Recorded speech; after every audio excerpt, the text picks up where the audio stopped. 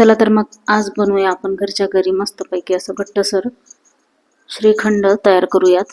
तर त्यासाठी मी इथे 1 लिटर दूध घेतलं होतं, त्याला विरजण लावून छान त्याचं दही तयार करून घेतलंय आणि त्यानंतर कापडामध्ये त्याला बांधून ठेवायचं आहे, जेणेकरून त्याचं एक्स्ट्राचं जे पाणी असतं ते निघून जाईल। आणि त्यानंतर चाळणीच्या सहाय्याने असं त्याला आपण सॉफ्ट करून घेणार आहोत।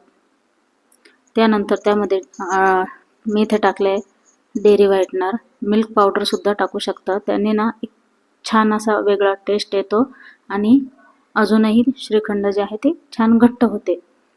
तर त्यानंतर मी इथे वेलची पावडर टाकलेली आहे आणि 1 वाटी पिठी साखर टाकलेली आहे। हे सर्व छान फेटून घ्यायचं आहे आपल्याला, छान स्मूथ होईपर्यंत छान त्याला असं फेटत राहायचं आहे। त्यानंतर इथे मी पिवळा रंग टाकला होता थोडासा, तुमच्याकडे जर केसर असेल तर तुम्ही केसरही टाकू शकता किंवा नाही टाकलं तरीही चालते, पण मी इथे थोडासा टाकून घेतलेला आहे पिवळा रंग।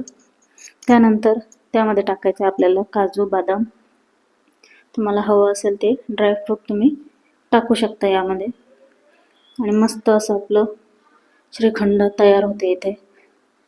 हे बघा, खूपच छान असं श्रीखंड तयार झालं होतं आणि खूप घट्ट असं मस्त टेस्टी हे श्रीखंड तयार होते।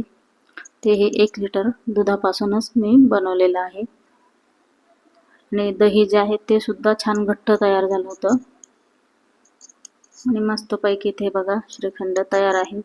चला तर मग रेसिपी आवडली असेल तर लाईक करा, चॅनलला नवीन असाल तर सबस्क्राईब करा। भेटूया नवीन व्हिडिओमध्ये।